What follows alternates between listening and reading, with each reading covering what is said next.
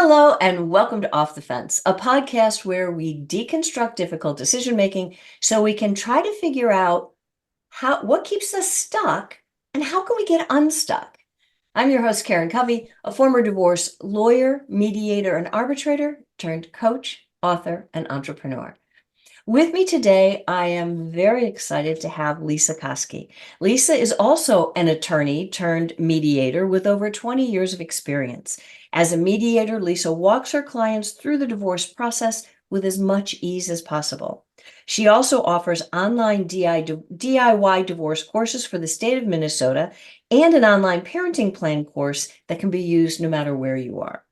Lesa is also a certified life coach. Her burning desire is to reach more people, and it led her to create her podcast, Doing Divorce Differently, which she films from her barn in Minnesota. Lesa, welcome to the show.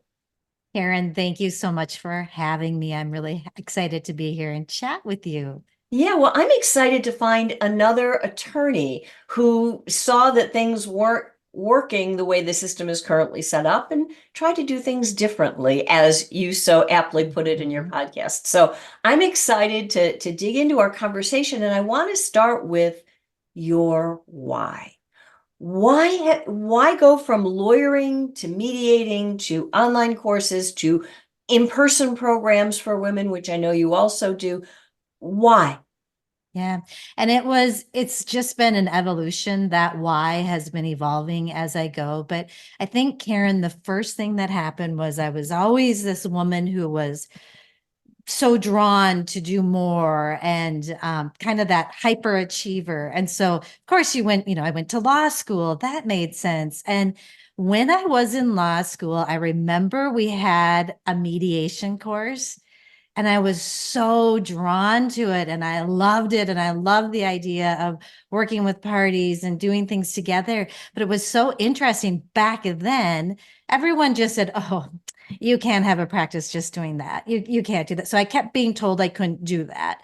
So then I went out and I did my own thing for many, many years. And then just did some real soul searching kind of at a time in my life. I think my kids were starting to head off to college. And, I started really thinking about what do I like to do? And I know that I love helping people come to agreements. Then I got into mediation a little bit more, and still people were saying, you can't do it. You can't just do mediations. And I decided, well, forget about them. I'm just going to do mediation. So I put up my shingle and I started doing mediations in all kinds of different areas. I do love mediation for any type of discrepancy. But what was happening is the divorces were coming to me, and those were the people. And then this whole new world opened up where I started seeing people are doing this different. People aren't fighting it out in court. There is a better way. And it was from that moment on, it has just been my passion, really passionate about helping couples, and then specifically the women, because as I learn and grow and suffer less, I want to help them to suffer less too. And what a better time than when you're going through a divorce. That's true. And like you and I both know, the thing about divorce is that it's not just like one thing, really. Mm-hmm. Divorce affects your finances, your family, your kids, your parenting, your lifestyle, your living arrangements. It affects so many areas of your life that the opportunity for growth in so many different directions is huge. Mm-hmm. So that it's just I love doing it for that reason, to try to guide people and help them grow. And it's beautiful that that's your mission as well. Yeah. Yeah. We have very similar missions, and I'm so fortunate to have met you. I feel like I made a new friend, but I love that you say that it's an opportunity, and let's use it as an opportunity for growth. 100%, because and make no mistake about it, it's like when I say opportunity, I don't mean to diminish the pain and the stress and the problems, and those are all very real. But like it or not, as human beings, it seems that our biggest opportunities for growth come from the hard times. And Mhm. so you might as well use a divorce for something that at least has a purpose, at least that it helps you to grow in a certain direction. And I know you Mhm. feel the same way. And I'd like to take a step back and talk about divorce dilemmas. You talk about 7 divorce dilemmas that women go through. Can you talk a little bit more about those? What are they Yes. and why do they matter? Yep. And I've categorized them into 7 and they're in no particular order, but it's just in the work that I've done, it's what I've seen my clients go through. And I think that maybe if you're just starting to think about divorce, or even if you're in it, it's good to look at these dilemmas, maybe even ahead of time, to prepare yourself for what's coming. And I think one of them, and like I said, it's no particular order, but one of them, and I think you mentioned this in the beginning, is finances. And Mm-hmm. so many of the women that I work with, and we have a lot of gray divorce, they'll come into the mediation and they won't have any idea what's going on with the finances. And what I want to say is it's normal in a marriage that one person does certain chores and another does others. And if you weren't the one doing the finances, that's okay, but it can be scary. And so I want to help women get their mindset right about finances, and I want to actually help them take some action steps. So for me to help them get their mind right is to just, if they're beating themselves up and saying, I don't know anything about this, I can say, hey, can you believe that you are a woman learning about your finances?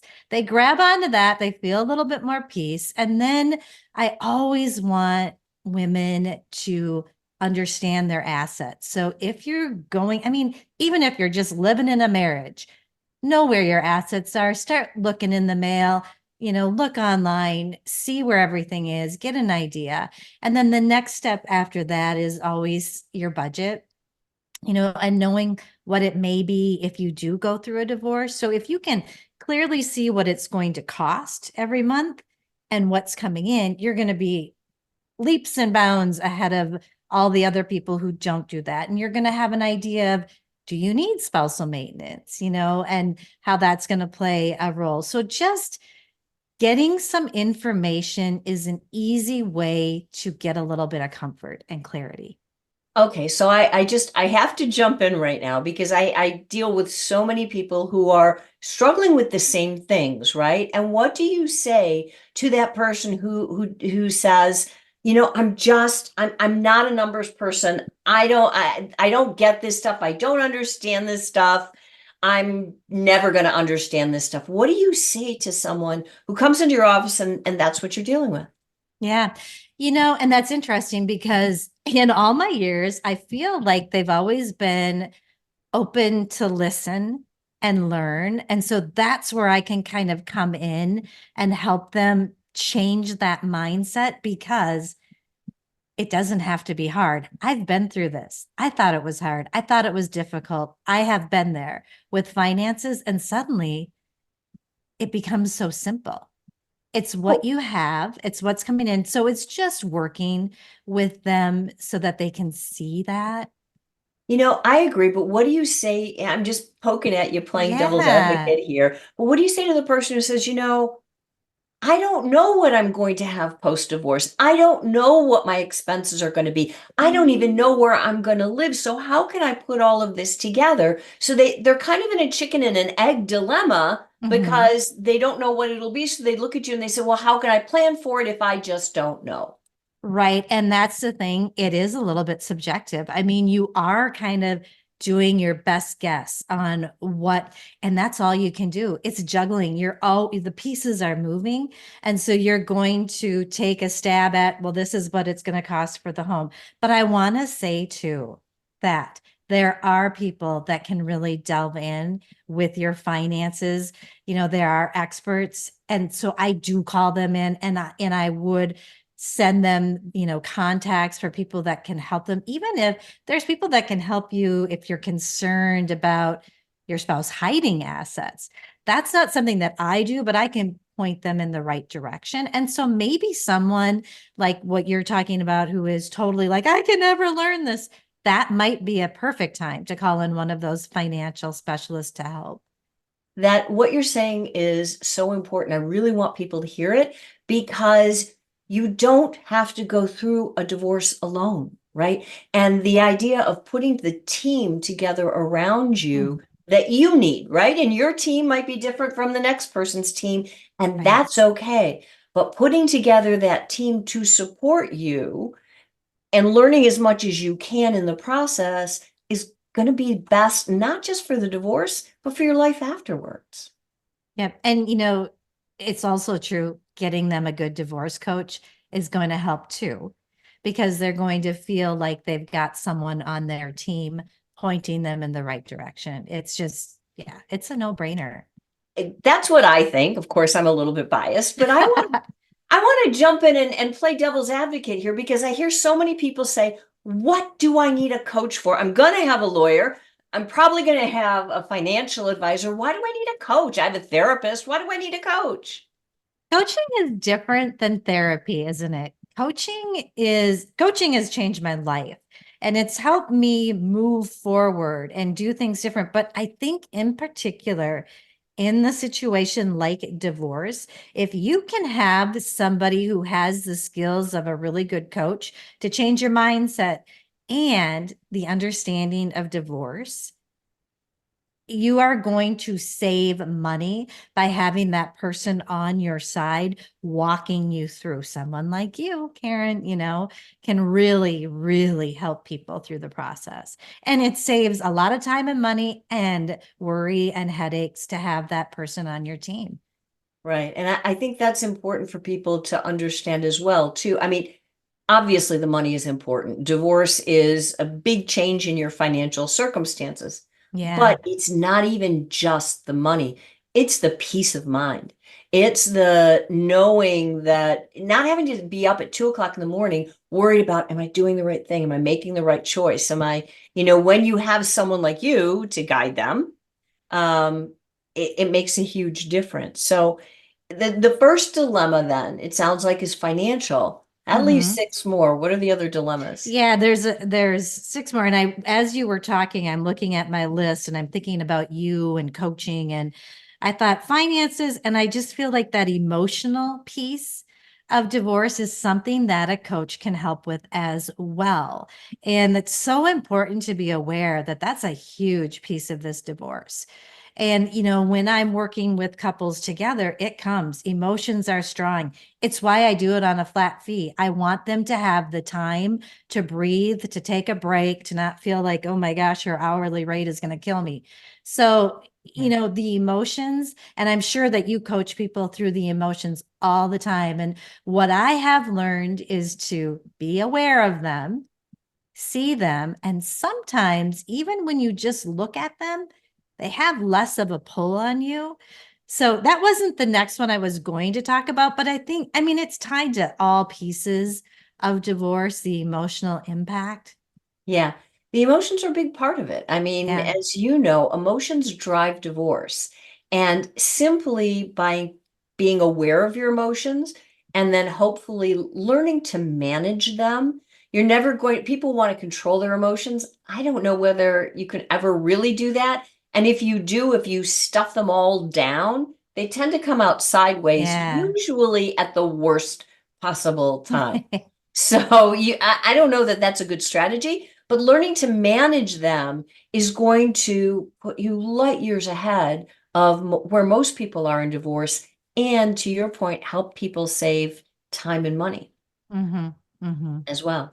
So, what are some of the other dilemmas?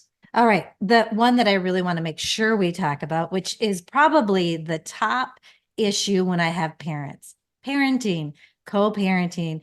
And it is my passion. I mean, I'm a grandma, a mama, I love children, and it has really drawn me into this divorce mediation field to help people be amicable because it is better for your children. And that's where I have that parenting plan course. If you can get a plan set up, even if you can do it before you start the divorce paperwork. That way, sometimes people do better if they have a plan and then they tell their children, because that's a really tough spot to be in. And there are so many issues around parenting and so many tools to help you. and Yeah, lots of information out there too. there really is. There's a lot more available to people today than there was when I started doing this a few decades ago. Hmm. But it's important, people need to know the tools are there or the tool is useless, right? You can't use Hmm. it if you don't know it exists, which is why connecting with someone like you is so important because you know this stuff. You've got the resources down and can say, okay, try this, try this, try this, look at that. What advice would you give parents who are divorcing and they really want to do right by their children? They don't want their divorce to send their kids into therapy for the rest of their life, Hmm. but they really don't like each other and they're not sure how amicable they can be about the divorce itself. What advice would you give those parents?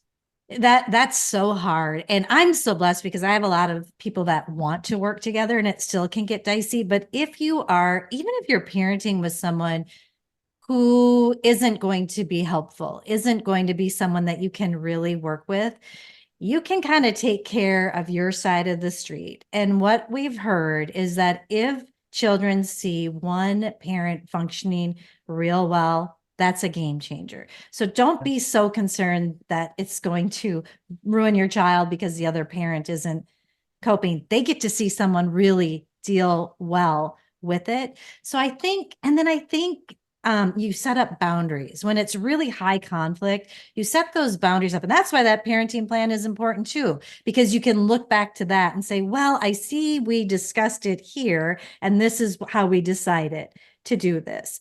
So, and then also keeping it so that you have certain times that you talk and that when you discuss your divorce, you're only discussing your divorce. You're not discussing the children. And then you set up a different time. So there's lots of tools that you can do. I give lots of tips on how to deal with triggers, how to tell your kids you're getting divorced. There's so much involved. Yeah, there really is a lot involved, but I love that idea of you set up a time to talk about your divorce and you set up a different Hmm. time to talk about your kids. And I think what people often lose sight of too is that all the divorce stuff, for most people, that part ends. You get divorced, you divide up assets and Yes. debts and all those things. And then what you're left with is talking about the kids. And yes, money in child support or activities or health, health insurance, medical bills, those kinds of things, you've still got money involved, but it's qualitatively different. So I don't know. I find if people can see the light at the end of the tunnel, somehow that makes it a little bit easier. How about you? It's a great perspective that I haven't thought of, but yes, that's so true. And I love what you were saying too, because when you have children, you are connected for the rest of your life, not till they're 18. So you might as well do your very best to get along if you can. And if you can't, learn how to cope on your own. Okay, so we've covered the finances, we've talked a little bit Mhm. about emotion, we've talked about kids. What are some of the other dilemmas that women should look out for when they're going through a divorce? Well, I think what I've seen, and it's maybe not as prevalent as it was in the past, but judgment and stigma, being in that world where you are a couple and suddenly you're not. And there's, the fear of losing friendships. But Karen, one thing that I found really interesting, and I have these beautiful clients who come to me together and are kind and want to do it a better way, but they too have these issues. They're afraid to tell their parents. So, you think about how you're terrified to tell your children. Well, these people are saying we have such a great relationship with our in-laws and we don't want them to think this is going to affect them. And I have helped them, they'll maybe draft an email together and say this doesn't have anything to do with my relationship with you, because there's just so much more involved than just the two people. So it's kind of another point to think through. That is really amazing. In all the years that I've been doing this, I don't think I've ever heard anyone say that. Mhm. I've never heard anyone, coach, lawyer, therapist, nobody talk about the impact of the divorce on your relationship with your in-laws. And if you have that good relationship, and you don't want to lose it, that could be really tricky. Mhm. But I So, do know a lot of people who have kept that relationship, yeah. so it is possible. Absolutely. And that's beautiful that you help people with that.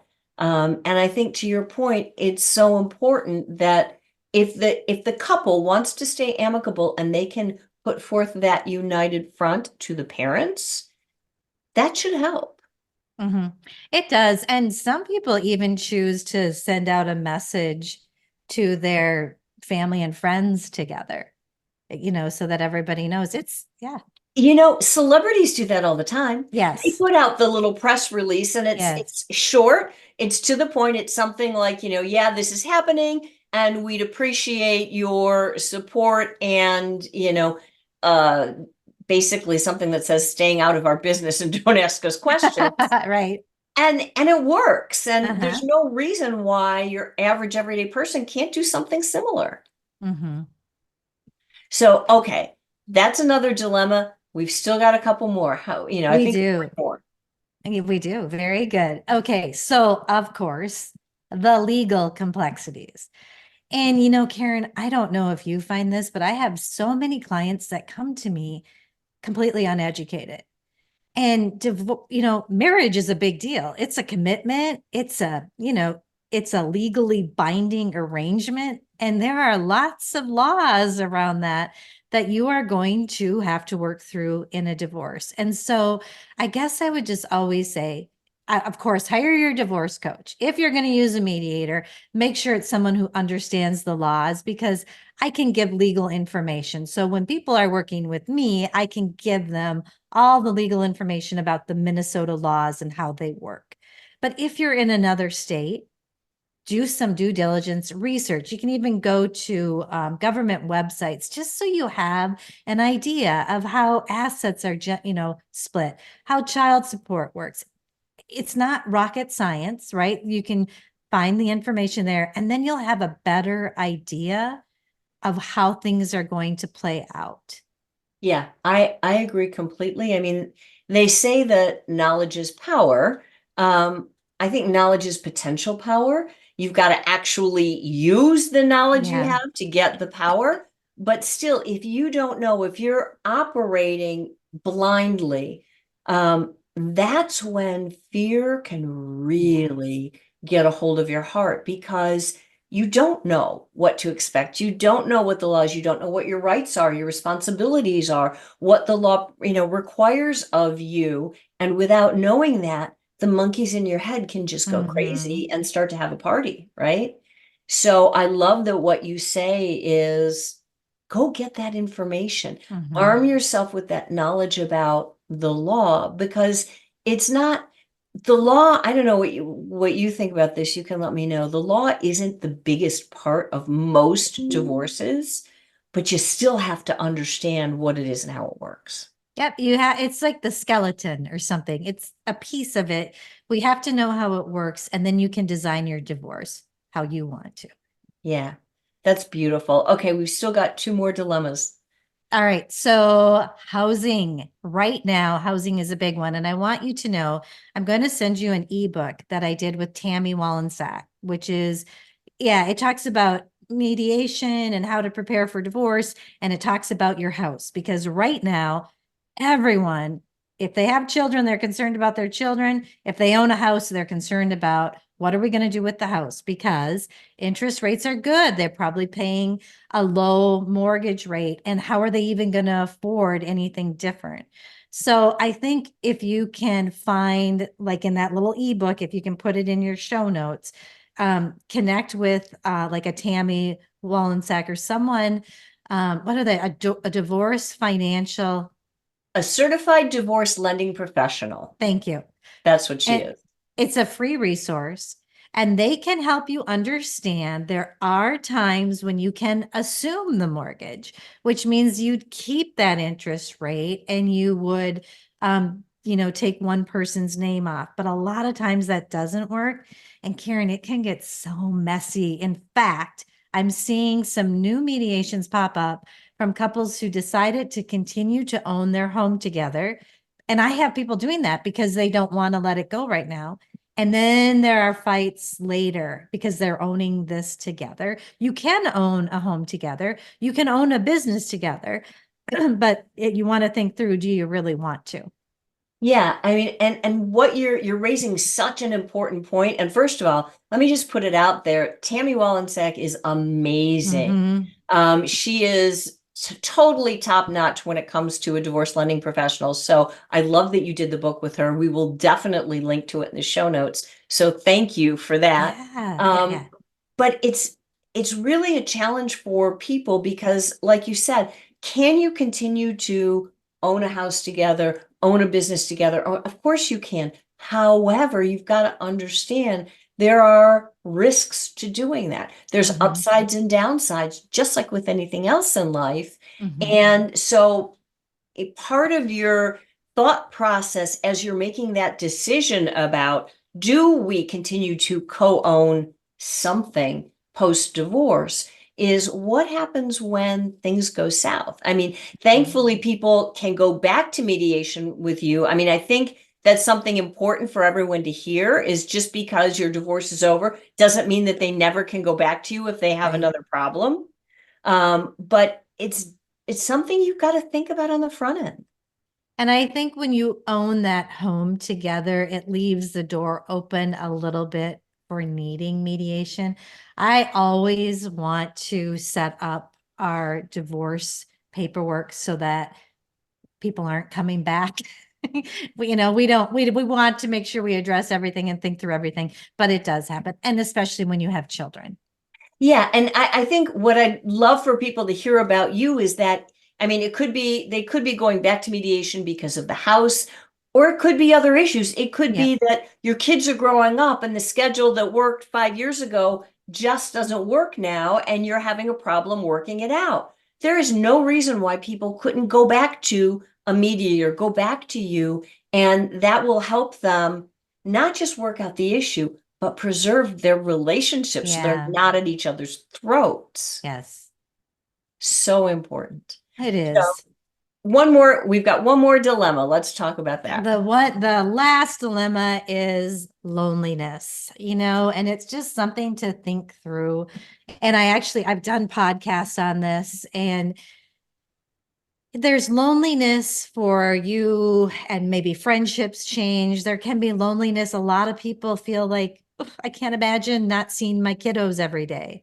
There's just lots of issues. And I think just to do your best to take care of yourself and make sure that maybe you reach out to people. Sometimes having a community can help, which is why I'm having an in-person I'm having an in-person workshop if you're in the Minnesota area on April 25th. You can find it on my website, for women kind of to create that community of people in a positive. We want this to be an opportunity to grow. Um, but there's little things that you can do. And I had a therapist on who talked about loneliness in divorce, and we came up with the idea, even if you just get out to the grocery store and you smile at the cashier, there's a connection there that means something. That is so important, and it's beautiful, and we will definitely link to your event in the show notes. So for anyone who's watching this or listening to it, if you're interested, definitely jump into the show notes and check out the in-person workshop, because it's that human connection and the Mhm. challenge. I mean, it was, with COVID, the positive was that we found a lot of alternative ways to do things. The negative is usually that breaks the connections that we had. You don't have to go to the grocery store anymore. You can order I online and have know. things delivered. So Yeah. what I hear you saying is you might want to forego the convenience of that and actually get back into the world and see other humans. And it's going to take a little effort, maybe going to the local gym or whatever it is that will connect you with someone. And of Yeah, course, get therapy, talk therapy if you need it. 100%, 100%. Lisa, speaking of talking, this has been a wonderful conversation. It just flew by. It We're going to did. have to talk again. Thank you so much for being here and for sharing your wisdom. Before we leave, though, and before we wrap it up, tell people where they can find you. Sure. The easiest thing is just to go to lesakoski.com, and it's Lesa. Just, yeah. So lesakoski.com, you will be able to find everything about me there. My Instagram, my LinkedIn, my Doing Divorce Different podcast. Everything's on that website. So you should find me there. That is absolutely awesome. Lesa, thank you again so much for being here. And for those of you who are listening, for those of you who are watching, if you enjoyed today's episode, if you like what you hear, please do me a big favor. Give it a thumbs up, like, subscribe, and I look forward to seeing you again next time. Thanks so much.